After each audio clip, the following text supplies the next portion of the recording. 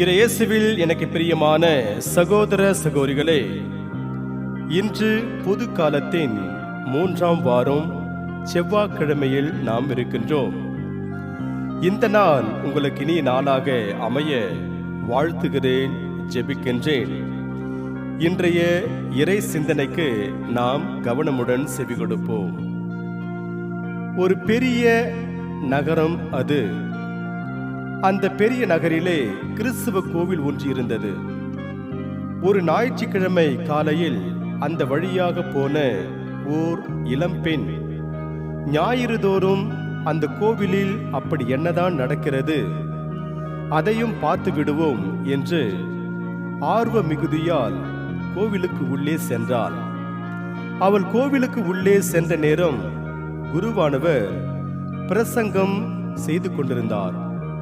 அந்த பிரசங்கம் அவருக்கு மிகவும் பிடித்து போகவே அவள் கிறிஸ்துவை ஏற்றுக்கொண்டாள்.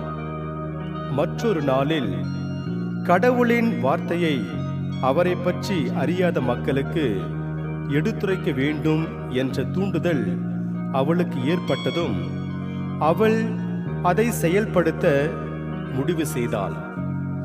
இதை அறிந்த அவளுடைய பெற்றோர் அதிர்ந்து போயினர். ஏனென்றால் அவளுடைய குடும்பம் பிற சமயத்தை சார்ந்தது, மிகவும் வசதியானது. அதைவிடவும் அவள் ஒருவருக்கு மனம் ஒப்பந்தம் செய்யப்பட்டிருந்தாள்.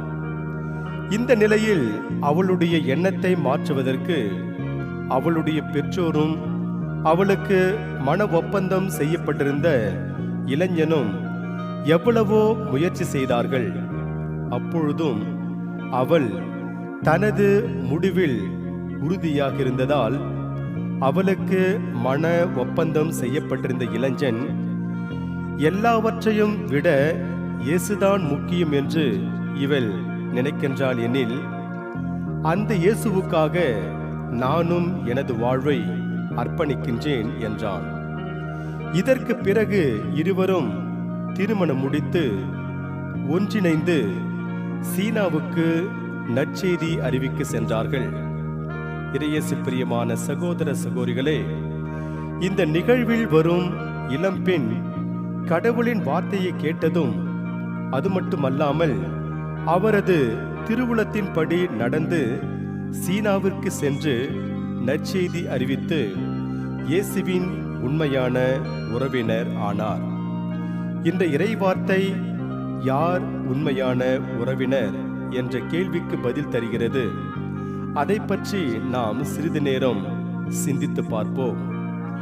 இறையாட்சி பணிக்கு தன்னை முற்றிலுமாக அர்ப்பணித்த பிறகு இயேசு குடும்பம், இரத்த உறவுகள் போன்ற குறுகிய வட்டத்தை கடந்து செயல்பட்டார். இதனால் அவருக்கு கடவுளின் திருவுளத்தின்படி நடக்கின்ற ஒவ்வொருவரும் அவரது தாயாகவும் சகோதர சகோதரிகளும் ஆனார்கள். நற்செய்தியில் ஒருவர், அதோ உம் தாயும் சகோதரர்களும் சகோதரிகளும் வெளியே நின்று கொண்டு உம்மை தேடுகிறார்கள் என்று சொல்லும்போது இயேசு, கடவுளின் திருவுளத்தை நிறைவேற்றுபவரே என் தாயும் சகோதரரும் சகோதரியும் ஆவார் என்கிறார். இயேசு சொல்லும் இந்த வார்த்தைகளின் மூலம் யாரெல்லாம் கடவுளின் திருவுளத்தின்படி நடக்கின்றார்களோ அவர் இயேசுவின் தாயும் சகோதரர் சகோதரியும் ஆவார் என்பது தெளிவாகிறது. அதே நேரத்தில் யாரெல்லாம் கடவுளின் திருவுளத்தின்படி நடக்கவில்லையோ அவர் இயேசுவின் இரத்த உறவினராக இருந்தாலும் இயேசுவுக்கு யாரோ ஒருவராக இருக்கிறார்.